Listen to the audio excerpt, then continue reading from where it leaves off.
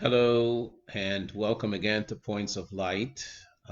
Today, Sunday, is the second day of iyar, and in Chabad, it marks the birthday of one of the great Jewish leaders in the time of the dark times of Jewry in Russia, in Tsarist times in the 1860s through 1880. That was the fourth Chabad Rebbe. His name was the Rebbe Maharash Rabbeinu Shmuel. And the reason that I'm focusing on him today is because he lived through a very, very difficult time in Russia. It was a time that the government promoted anti-Semitism, and the result was organized pogroms against Jews throughout all cities and municipalities, and even small towns and villages in Russia. And the Jews were at a loss that time of what to do. And the Rebbe himself had a lot of contacts to various civic and business leaders around Europe. And he had gone out to Germany and to France to meet with these barons and with these bankers to talk to them about the plight of the Jews in Russia. And when he came back to Russia, he immediately made an appointment with the interior minister, who was a very high position. He was very close to the Tsar. And people were asking him, why don't you go through your local channels? And he always said in Yiddish that the world says, the Welt sagt, as mir geht lechatchila runter noch dem Ariber, aber ich sag mir lechatchila Ariber, which means everybody in the world says that we go through conventional channels. But what I say is that we go above and beyond, and we go out of ourselves straight to the top. And when he came to the interior minister, he said to him that this is unacceptable, the fact that the government itself is promoting anti-Semitism and that it's encouraging the pogroms against the Jewish community and scapegoating the Jewish community, and it's going to cost the Russian government a tremendous amount. And the interior minister became very upset, and he said, what do you mean? He says, well, the bankers and barons in Germany and in France that you depend for financial help and loans for your commerce and business are very concerned with the way the Russian government and the Russian society is treating and dealing with the Jewish residents, the Jewish citizens of this country. And if you don't stop, there will be terrible repercussions for Russia. So the interior minister became inflamed. He became angry. And he began to yell at the Rebbe, and he says, do you mean that you're coming into a high government office and you're threatening the government of Russia? Do you know that that is considered treason? Are you about to start a revolution? And the Rebbe remained calm, and he said, I am only telling you the facts. It's your actions that will cause a revolution in this country, and the choice is yours. And the Rebbe promptly left the room, and he went to the hotel in St. Petersburg where he was staying.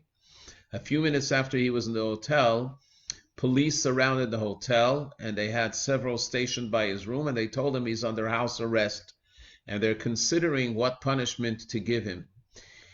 And the Rebbe was totally unimpressed, and he just continued to do what he was doing normally, his studies and meeting with people.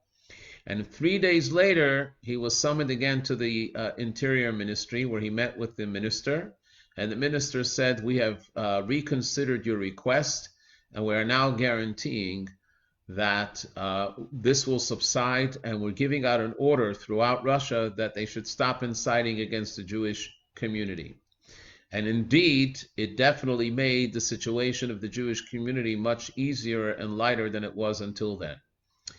And here we see that the Rebbe Maharash A was ready to endanger his own life, because speaking with such firmness to the Russian government, the repercussions from the government could have been quite severe. But secondly, his whole attitude, and the attitude was that there's no time to go through ordinary channels, because the lives and possessions of the Jewish community throughout Russia is at stake. The Rebbe would speak many times about this concept of lechatchila ariber, of the attitude and approach that the Rebbe Maharash had. And he said that how can one reach that level that they go above board, above and beyond what the conventional etiquette calls for, and to go straight to the top and speak tough? is only because he was able to go out of himself. He wasn't thinking about himself, he was thinking about the people. He put himself aside completely. He didn't think whether he is going to suffer consequences, neither did he think what kind of rewards he is going to get from his actions. He wasn't thinking about being called a hero back home. He was totally immersed in his mission, which was to help and to save the Jewish people in Russia at that time. That ability to go above and beyond oneself comes with total self-negation, total humility, and hyper focus on the cause. So when we are in today's times thinking about the struggles that we have and the difficulties that we're facing and the changes that are happening in front of our very eyes, we need to realize that this is an unconventional situation, what is happening to us, and therefore our response needs to be in an unconventional way. And I will finish with a story, and I might have mentioned the story once before, but it's worthwhile repeating again. And that is that in 1974, when there was a sequence of one terror act and one accident after another for the Jews in Israel, the Rebbe said that since it's unconventional and wild what is happening to the people of Israel, our response also has to be unconventional. And that was when the mitzvah tank, the mitzvah mobile, was created and invented, and it went to the streets of the biggest cities in the world, proclaiming the mitzvahs of Judaism to Jews, and not having any qualms or shame, but doing it with pride.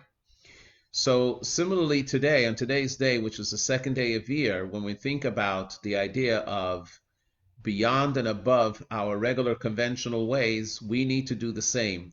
We need to go outside of our box. We need to go outside of our confinement and not think about the goodness that we're doing for someone else, whether we're going to get any credits or any points or how much sacrifice it demands. We do it because it's the right thing to do.